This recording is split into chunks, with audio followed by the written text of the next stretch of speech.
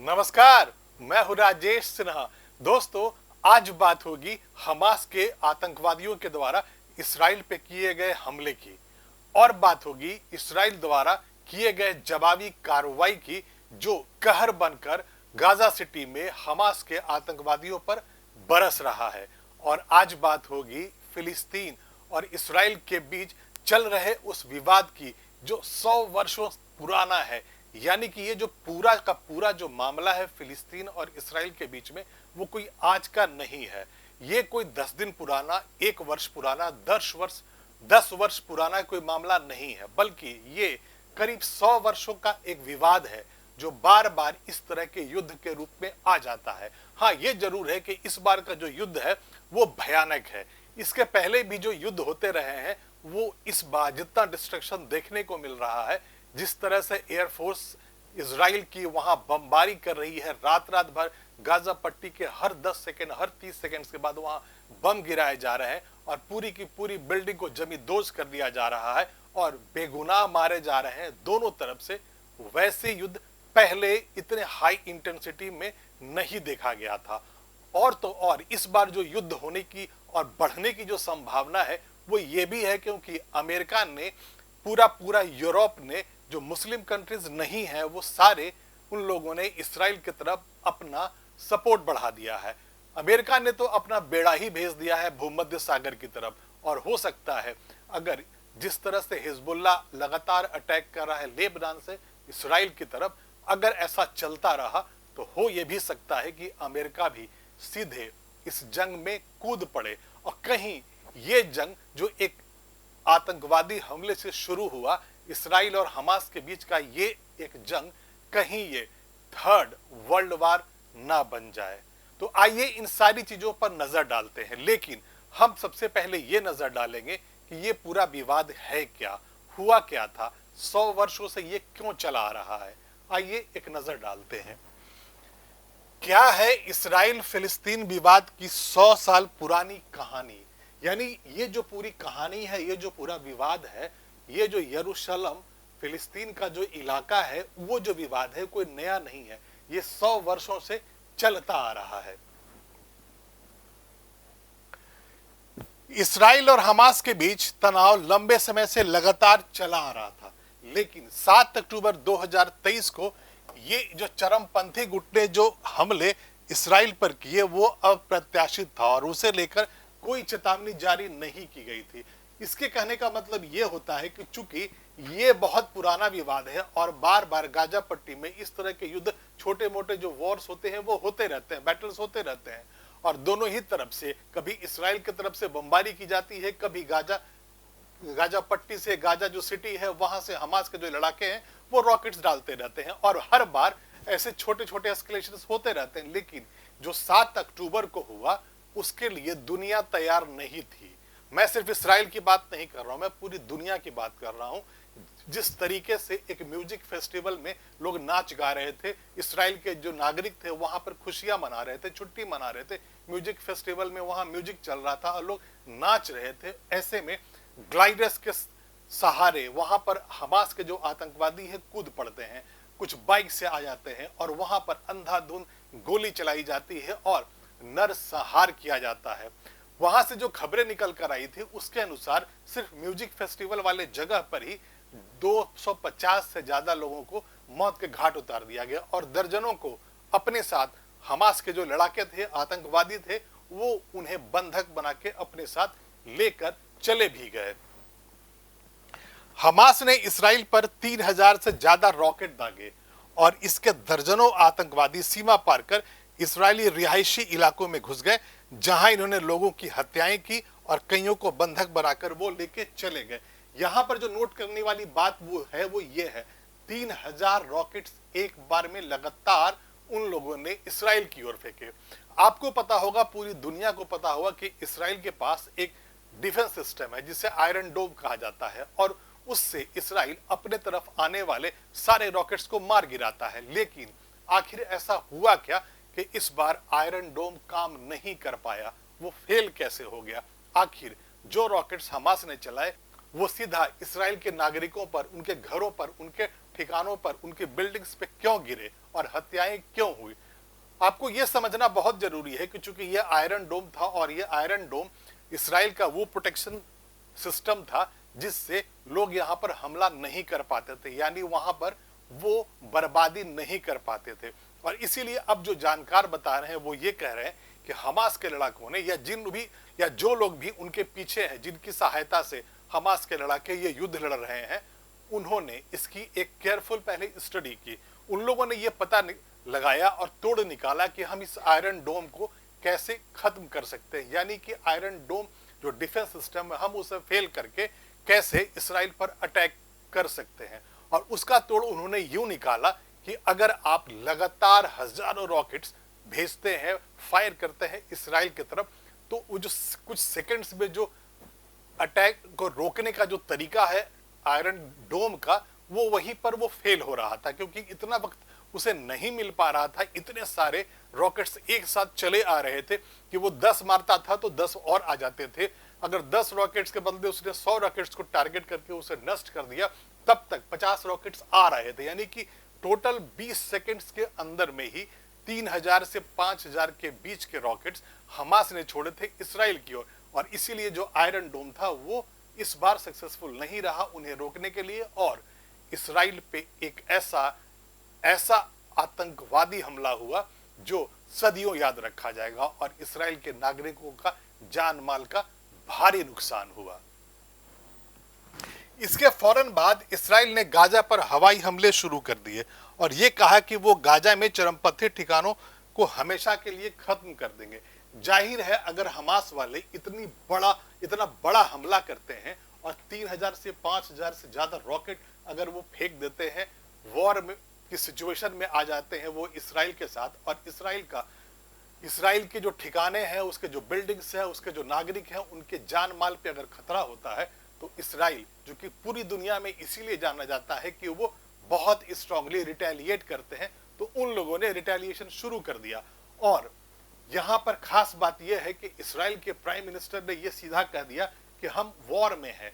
जब उधर से रॉकेट्स आने शुरू हुए, जब उधर से हमला शुरू हुआ हमास के आतंकवादियों के द्वारा, तो वहां के प्राइम मिनिस्टर नेतान्याहू ने सीधा यही कह दिया कि नहीं, हम वॉर में हैं और हम ऐसा बदला लेंगे, हम ऐसा जवाब देंगे कि उन्हें याद रहेगा और हम पूरी तरह से हमास नाम के इस आतंकवादी संगठन को खत्म करके मानेंगे। आप यहां पर देख सकते हैं नेतान्याहू ने यही ट्वीट किया था एक्स पे, जो अब सोशल मीडिया प्लेटफॉर्म है, ट्विटर को हम एक्स कहते हैं। वहां पे उन्होंने ये लिखा था, Israel is at war, we did not want this war. हम वॉर नहीं चाहते, हम अब युद्ध में हैं, लेकिन हम वॉर नहीं चाहते, हम युद्ध नहीं चाहते थे, हमारे ऊपर युद्ध थोपा गया था। It was forced upon us, हमारे ऊपर थोपा गया था।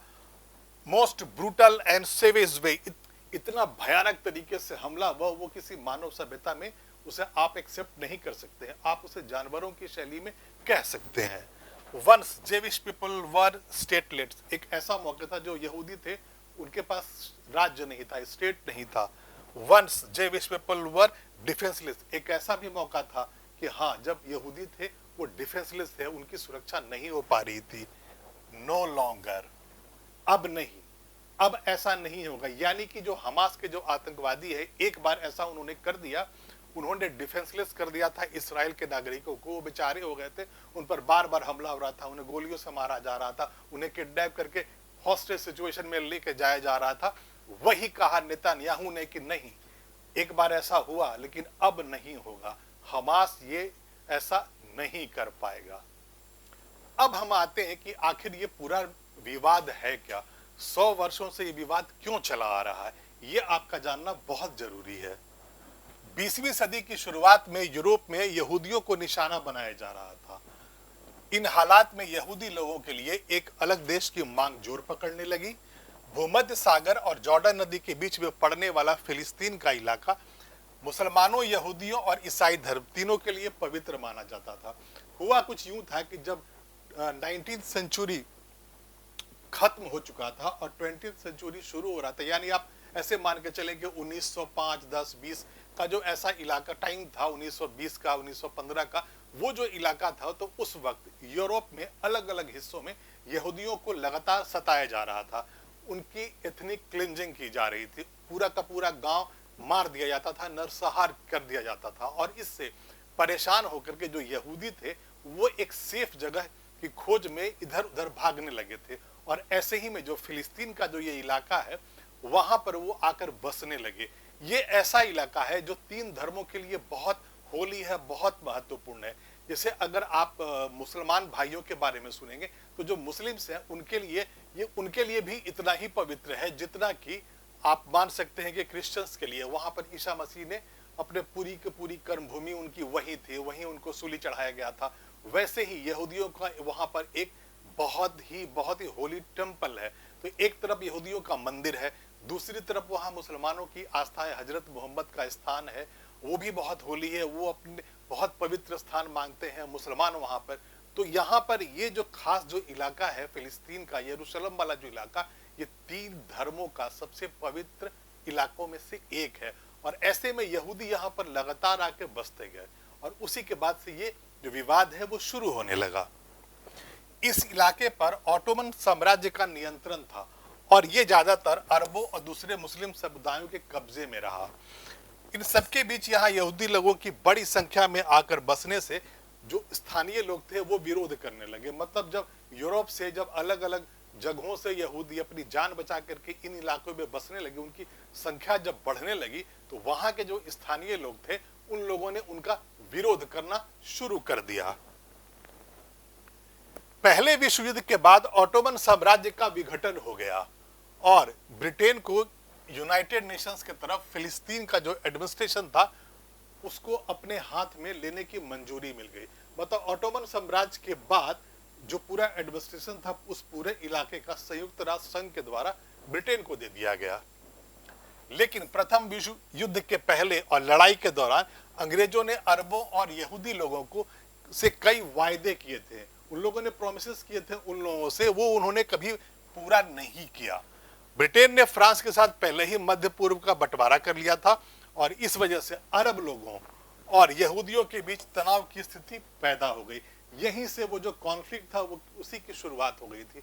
वहीं से जो अरब लोग थे जो और वहां पर जो यहूदी थे आपस में लड़ने भिड़ने लगे थे, कॉन्फ्लिक्ट की शुरुआत हो गई थी। और यहीं से दोनों पक्षों में सशस्त्र गुटों के बीच हिंसक झड़पों की शुरुआत हो गई। मतलब एक दूसरे को मारने काटने नरसंहार जैसी जो चीजें सामने आने लगी वो यहीं से शुरू हुआ था। सेकेंड वर्ल्ड वॉर और नाजियों के हाथों यहूदियों के व्यापक नरसंहार के बाद यहूदियों के लिए अलग देश बनाने की मांग कर दबाव बढ़ने लगा। मतलब यह है कि जब नाजियों ने यानी हिटलर और उसकी सेनाओं ने जब यहूदियों की एथनिक क्लिंजिंग करने शुरू कर दी थी, बहुत सारे यहूदियों को उन्होंने मार दिया था, पूरा का पूरा गांव उन्होंने नरसंहार में खाली कर दिया था। तो ऐसे में यहूदियों ने अपने लिए एक अलग देश की मांग करनी शुरू कर दी। उस वक्त यह योजना बनी कि ब्रिटेन के नियंत्रण वाले इलाके को फिलिस्तीनियों और यहूदियों के बीच बांट दिया जाए। 1948 के बाद की स्थिति, ये एक डिवीजन हुआ था 1948 इतिहास में। 1948 के पहले का वो इलाका और 1948 के बाद का इलाका, दोनों में बहुत अंतर था। 1947 में संयुक्त राष्ट्र में फिलिस्तीन को यहूदियों और अरबों के अलग अलग राष्ट्र के रूप में बांटने को लेकर मतदान हुआ और यरूशलेम को एक अंतर्राष्ट्रीय शहर बनाया गया। चूंकि यरूशलेम तीनों धर्मों के लिए बहुत इंपॉर्टेंट था, बहुत पवित्र था, इसीलिए उसे एक अलग इंटरनेशनल सिटी मान लिया गया। और यूनाइटेड नेशंस में इस बात पे राजी हो गए सारे देश कि अब दो भागों में बांट दिया जाए इस पूरे इलाके को, और एक जो राष्ट्र होगा वो यहूदियों के लिए होगा और दूसरा राष्ट्र होगा वो अरबों के लिए होगा। इस योजना को यहूदी नेताओं ने तो स्वीकार कर लिया, जबकि अरब पक्ष ने इसको खारिज कर दिया और ये कभी लागू ही नहीं हो पाया। 1948 में समस्या सुलझाने में असफल होकर ब्रिटिश शासक चले गए। यानी कि ये जो एग्रीमेंट हुआ था यूनाइटेड नेशंस में, उसको यहूदियों ने मान लिया क्योंकि उन्हें एक अलग राष्ट्र की जरूरत थी। वो बार बार सताए जा रहे थे यूरोप और दुनिया के अलग अलग हिस्सों में, तो वो ये चाहते थे कि यहूदियों का एक अपना राष्ट्र हो। तो उन्होंने यूनाइटेड नेशंस की इस एग्रीमेंट को मान लिया, लेकिन जो लोकल लोग थे उस एरिया में, जो अरब थे, उन्होंने कभी इस बात को माना ही नहीं। और इसीलिए ये एग्रीमेंट कभी लागू नहीं हो पाया और अंत में थक करके ब्रिटेन इस इलाके से वापस चला जाता है। आखिरकार 14 मई 1948 को इसराइल की स्थापना हो गई और इसराइल के गठन के साथ ही एक स्थानीय तनाव क्षेत्रीय विवाद में बदल गया। फिर हुआ यूं कि 14 मई 1948 को एक अलग राष्ट्र बन गया। चूंकि अरब ने नहीं माना था लेकिन इसराइलियों यहूदियों ने मान लिया था, तो उन्होंने अपना एक अलग राष्ट्र घोषित कर दिया और उसे दुनिया के धीरे धीरे सभी राष्ट्रों ने, ज्यादातर देशों ने उसको मान्यता भी दे दी थी। और यहीं पे जो एक लोकल कॉन्फ्लिक्ट था वो एक रीजनल कॉन्फ्लिक्ट में बदल गया। अगले ही दिन यानी 14 मई के दूसरे ही दिन इजिप्ट, जॉर्डन, सीरिया और इराक ने इस इलाके पर हमला कर दिया। यानी कि इसराइल के बनते ही, इसराइल बना 14 मई को और 15 मई को ही इन देशों ने इसके ऊपर हमला कर दिया। और ये पहला अरब इसराइल संघर्ष था। और ये जो 15 मई को इन देशों ने, जॉर्डन ने, इराक ने, मिस्र ने, सीरिया ने, जो इसराइल के देश के जन्म के दूसरे दिन ही उस पर जो अटैक किया, ये पहला अरब और यहूदियों का कॉन्फ्लिक्ट था, वॉर था। इसे ही यहूदियों का स्वतंत्रता संग्राम भी कहा गया। और इस लड़ाई के खत्म होने के बाद यूनाइटेड नेशन से एक अरब राज्य के लिए आधी जमीन मुकर्रर की। फिर जब ये लड़ाई खत्म हुई तो यूनाइटेड नेशंस ने यहूदियों के लिए एक अलग राज्य की घोषणा कर दी। फिलिस्तीनियों के लिए यहीं से त्रासदी का दौर शुरू हुआ।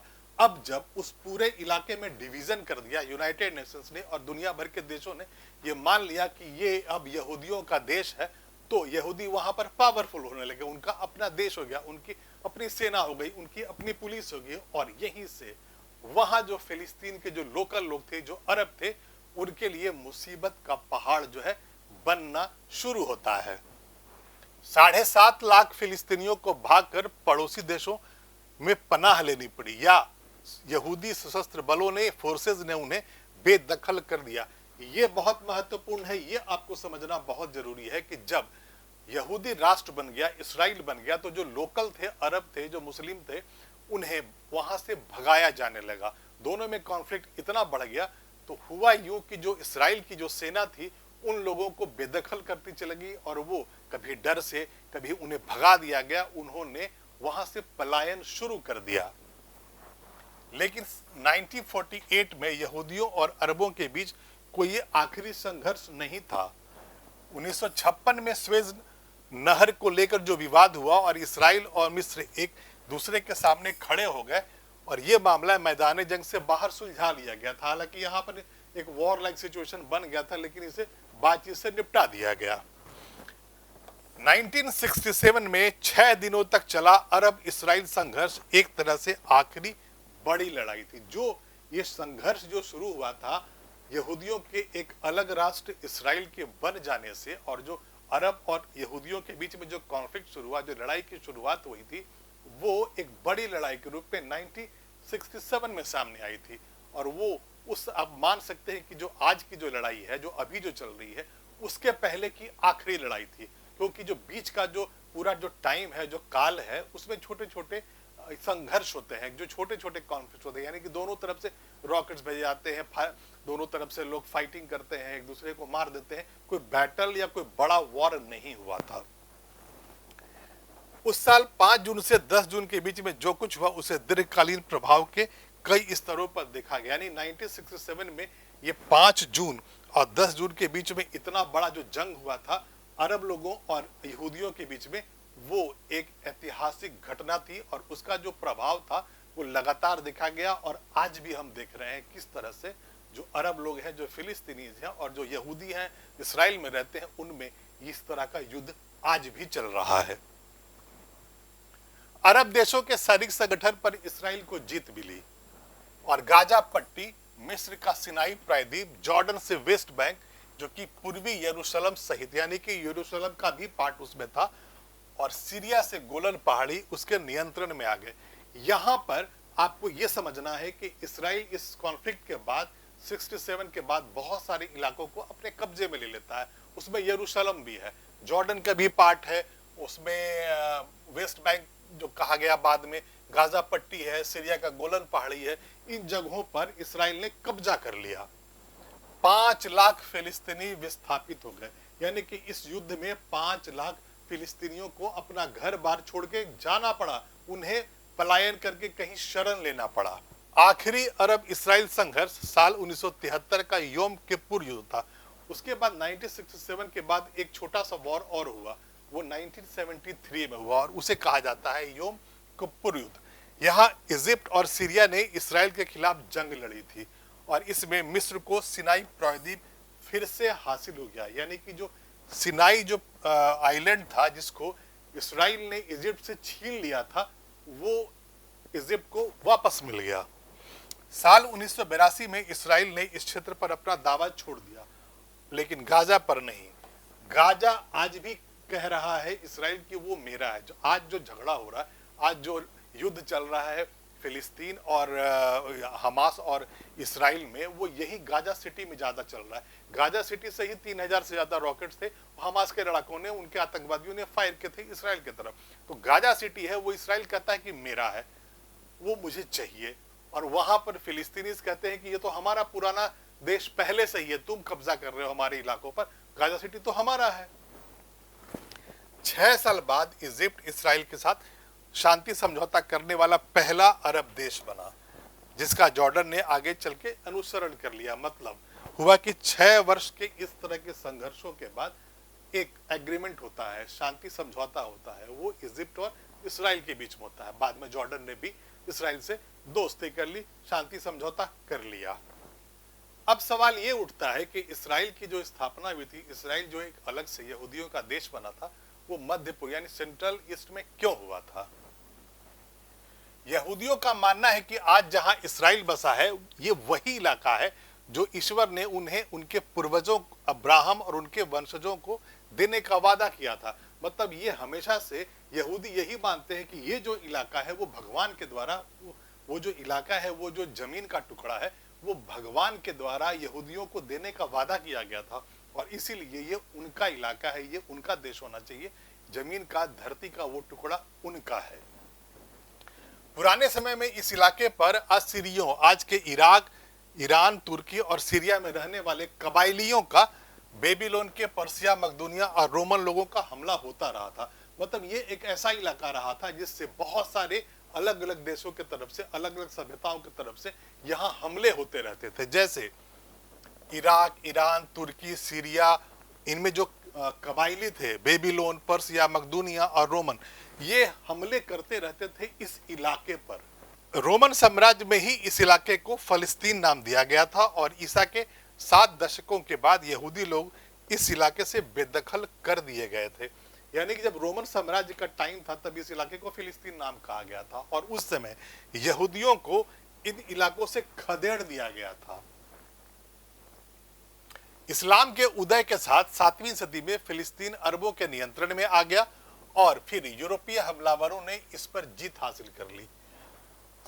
साल 1516 में यह तुर्की के नियंत्रण में चला गया और फिर पहले विश्व युद्ध तक ब्रिटेन के कब्जे में जाने तक यथा स्थिति बनी रही। यानी जब ब्रिटेन के हाथ में फर्स्ट वर्ल्ड वॉर के बाद जब ये इलाका दिया गया था, तो उसके पहले वो जो नियंत्रण था उस जमीन के टुकड़े का, उस धरती के टुकड़े का, वो था तुर्की के हाथ में। तुर्की के कब्जे में थे वो पूरा इलाका, बाद में उसे ब्रिटेन को दे दिया गया था। फिलिस्तीन पर संयुक्त राष्ट्र की एक स्पेशल कमेटी ने 3 सितंबर 1947 को जनरल असेंबली को अपनी एक रिपोर्ट सौंपी, और इस रिपोर्ट में कमेटी ने मध्य पूर्व में यहूदी राष्ट्र की स्थापना के लिए धार्मिक और ऐतिहासिक दलीलों को स्वीकार कर लिया। मतलब जो कमेटी यूनाइटेड नेशंस में बनाई गई थी यहूदियों की मांग को मानने के लिए, उसने इस तरह के जो दलीलें यहूदी दे रहे थे उसको मान लेने की सिफारिश कर दी गई, और ये कह दिया गया था कि यहाँ पर एक यहूदियों के लिए अलग देश बनाया जा सकता है।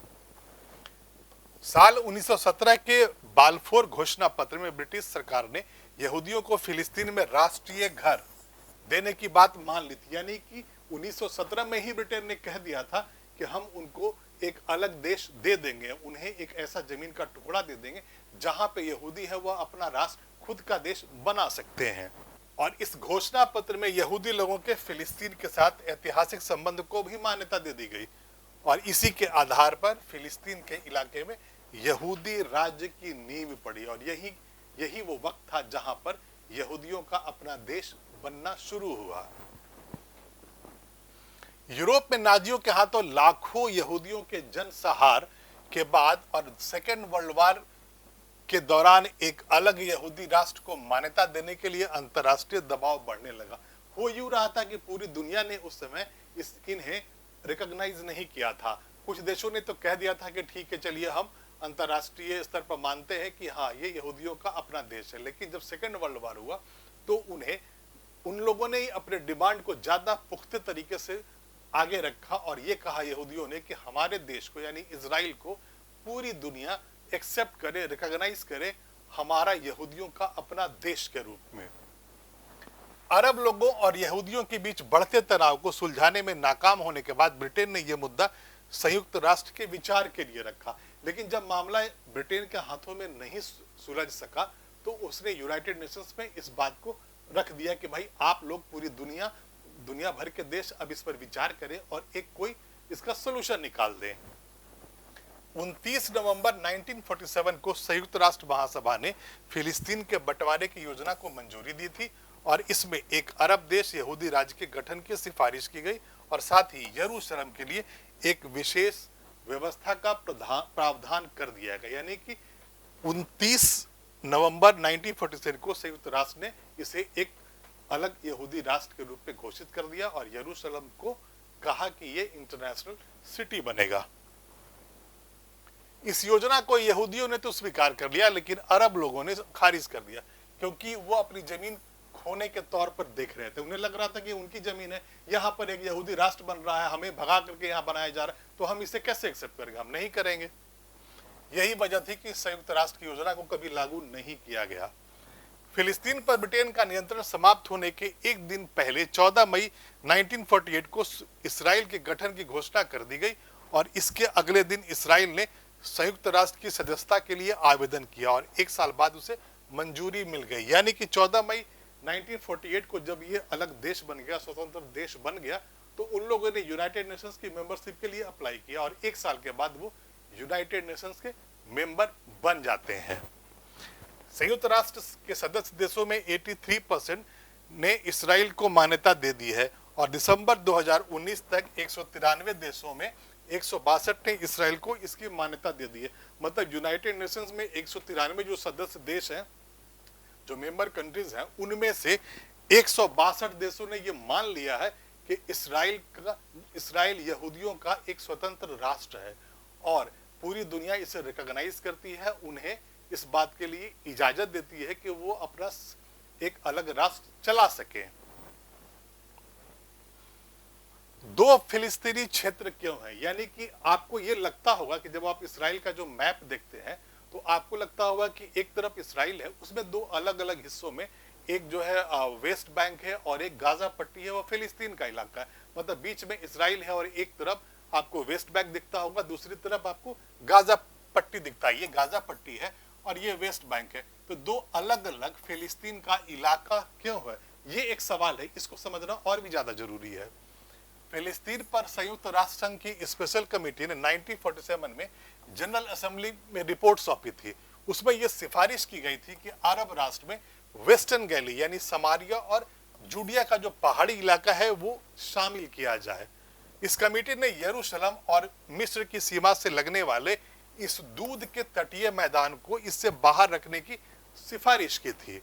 लेकिन इस क्षेत्र के बंटवारे को साल 1949 में खींची गई आर्मी स्टाइल रेखा ने परिभाषित किया गया और ये रेखा इसराइल के गठन और पहले अरब इसराइल युद्ध के बाद खींची गई थी।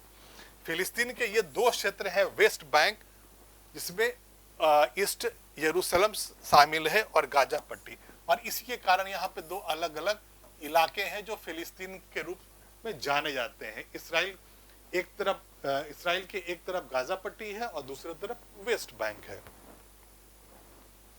ये दोनों क्षेत्र एक दूसरे से 45 किलोमीटर की दूरी पर है, यानी कि वेस्ट बैंक और गाजा के जो बीच का जो डिस्टेंस है वो 45 किलोमीटर का है। वेस्ट बैंक का जो क्षेत्रफल है वो 5,970 वर्ग किलोमीटर है और गाजा पट्टी का जो क्षेत्रफल है वो 365 वर्ग किलोमीटर है। वेस्ट बैंक यरूशलेम और जॉर्डन के पूर्वी इलाके के बीच पड़ता है।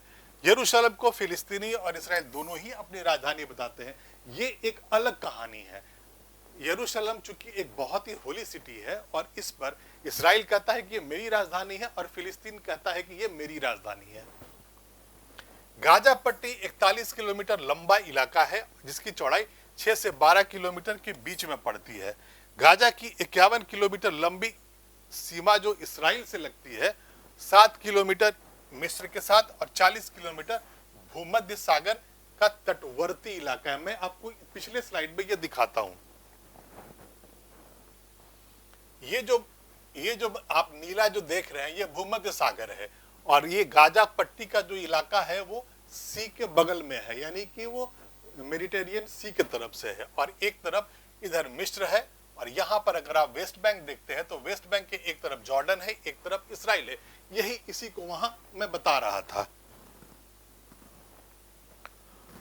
गाजा पट्टी को इसराइल ने साल 1967 की लड़ाई में अपने नियंत्रण में ले लिया था। मतलब एक बार ऐसा आया था कि गाजा पट्टी इसराइल के नियंत्रण में आ गया था और वो 1967 की लड़ाई में हुआ था। उस वक्त जब कॉन्फ्लिक्ट था थोड़ा बड़ा था और उस वक्त अपने ताकत के दम पर, गोली बारूद के दम पर इसराइल ने गाजा पट्टी को अपने कब्जे में ले लिया था। लेकिन 2005 में इसराइल ने इस पर अपना कब्जा छोड़ दिया। बाद में 2005 में इंटरनेशनल प्रेशर में आकर के इसराइल ने इस पर अपना कब्जा छोड़ दिया था। हालांकि वो आज भी यही कहता है कि गाजा पट्टी जो है उसका इलाका है, कब्जा उसका अभी नहीं है, लेकिन वो मानता है कि गाजा पट्टी इसराइल का अंग है। हालांकि इसराइल गाजा पट्टी से लोगों, सामानों और सेवाओं का जो आम दरफ्त को हवा, जमीन, समंदर हर तरफ से नियंत्रित करता है। गाजा पट्टी भले ही अभी कब्जे में नहीं है इसराइल के, लेकिन गाजा पट्टी में जो एंट्री है, जो आने जाने का जो तरीका है, ट्रांसपोर्टेशन है, लोगों के आने जाने का जो रास्ते हैं, वो सारा का सारा नियंत्रण में है इसराइल की। और इसीलिए आपने अभी 2-3 दिनों में ये सुना होगा कि इसराइल ने गाजा पट्टी के जो सारे इलाके को सीज कर रखा, चारों तरफ से घेराबंदी कर दी है लाखों सैनिकों को भेज करके, और राशन, खाना पीना, पानी सब कुछ उसने रोक दिया, बिजली कनेक्शन वहां काट दिए गए। यानी गाजा पट्टी को पूरी तरह से अपने कंट्रोल में करके उसे ब्लैकआउट कर दिया है। ना वहां खाना पीना जा रहा है, ना वहां राशन जा रहा है, ना दवाइयां जा रही है। और ये कोशिश कर रहा है इसराइल कि वो टूट जाए, पूरा का पूरा जो मनोबल है गाजा पट्टी में, जो लड़ाके हैं हमास के, उन्हें किसी तरह न्यूट्रलाइज कर दिया जाए। फिलहाल गाजा पट्टी हमास के नियंत्रण वाला इलाका है। जब आपने ये न्यूज में सुना होगा, पढ़ा होगा कि हमास के जो लड़ाके हैं वो गाजा पट्टी से 3,000 से ज्यादा, 5,000 तक उन्होंने रॉकेट्स फेंके थे इसराइल की तरफ, तो वो उसी की वजह से, क्योंकि ये जो पूरा इलाका है गाजा पट्टी का वो हमास के नियंत्रण में। हमास एक आतंकवादी संगठन है जिसने गाजा पट्टी को अपने कब्जे में ले रखा है। वहां पर फिलिस्तीन की सरकार का हुक्म नहीं चलता, वहां फिलिस्तीन के लोगों की मर्जी नहीं चलती, वहां पर एक आतंकवादी गुट हमास की नीतियां चलती है, वही उस पर नियंत्रण रखता है उस पूरे इलाके पर। और हमास इसराइल का आतंकवादी गुट है जो फिलिस्तीन के अन्य धड़ों के साथ इसराइल के समझौते को मान्यता नहीं देता। मतलब हमास जो है वो इसराइल के साथ जो समझौते हुए थे फिलिस्तीनियों के साथ, उसको नहीं मानता है। वो कहता है कि नहीं, हम इसराइल को मानते ही नहीं है, हम एक राष्ट्र के रूप में मानते ही नहीं है, हम उस पर भी कब्जा करेंगे। इसके उलट वेस्ट बैंक पर फिलिस्तीनी नेशनल अथॉरिटी का शासन है। अब आपने ये सुना कि जो फिलिस्तीन का जो पूरा इलाका है वो दो भागों में बटा है, एक तरफ गाजा पट्टी है, दूसरी तरफ वेस्ट बैंक है।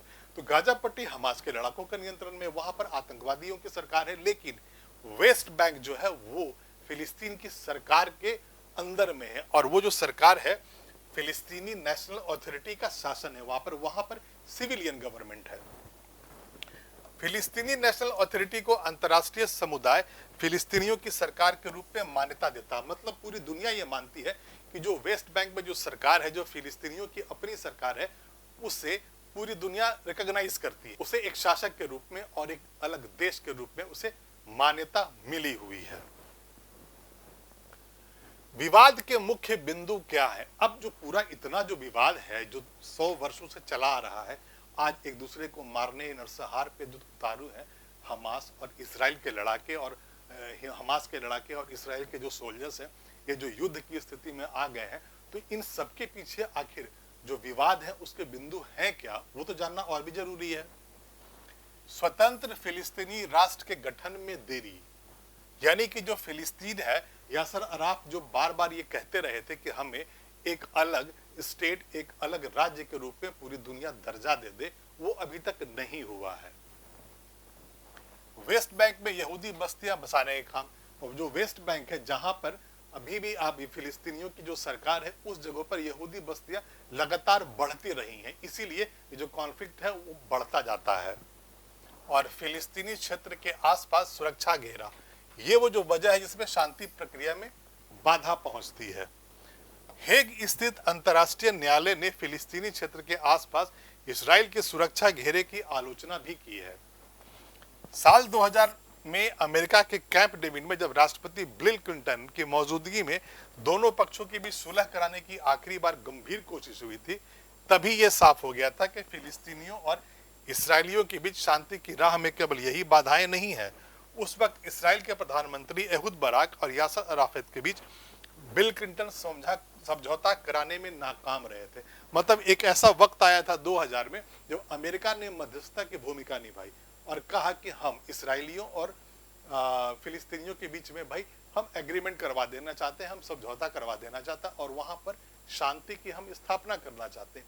और इसीलिए उस वक्त के अमेरिका के राष्ट्रपति बिल क्लिंटन ने दोनों को, यानी फिलिस्तीन के शासक को और इसराइल के शासक को, दोनों को वहां बुलाया और उनमें बीच में एग्रीमेंट करवाने की कोशिश की, लेकिन दोनों अपनी अपनी बात पर अड़े रहे और कोई समझौता नहीं हो पाए। जो फोटो आप देख रहे हैं वो यासर अराफत का है, जो फिलिस्तीनी मुक्ति संगठन के नेता थे और उस वक्त फिलिस्तीन की तरफ से वो अमेरिका गए थे बिल क्लिंटन के बुलावे पर, जहां पे ये समझौता नहीं हो पाया था।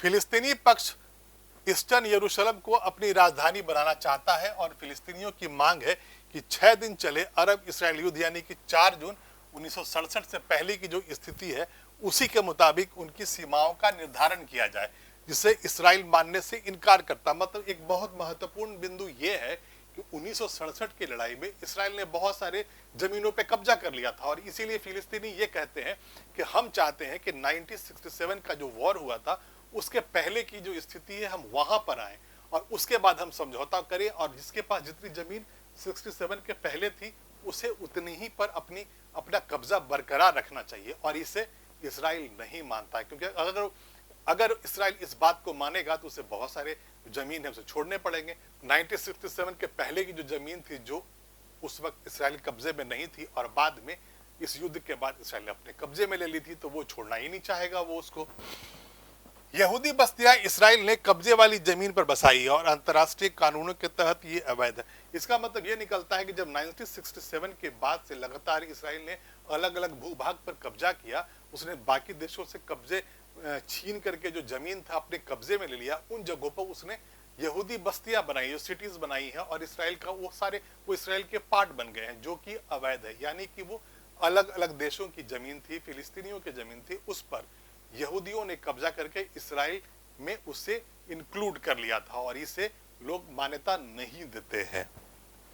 वहीं वेस्ट बैंक और पूर्वी यरूशलेम में इन बस्तियों में 5 लाख से ज्यादा यहूदी रहते हैं। मतलब जो वेस्ट बैंक का इलाका है जो फिलिस्तीनियों के पास है और जो ईस्टर्न यरूशलेम है वहां भी बहुत बड़ी संख्या में यहूदी रहते हैं और उन लोगों ने जगहों पे कब्जा भी कर रखा है। और इसीलिए ये जो पूरा का पूरा जो कॉन्फ्लिक्ट है, ये 100 वर्षों से जो चला रहा जो विवाद है, वो अभी तक नहीं सुलझाया गया है।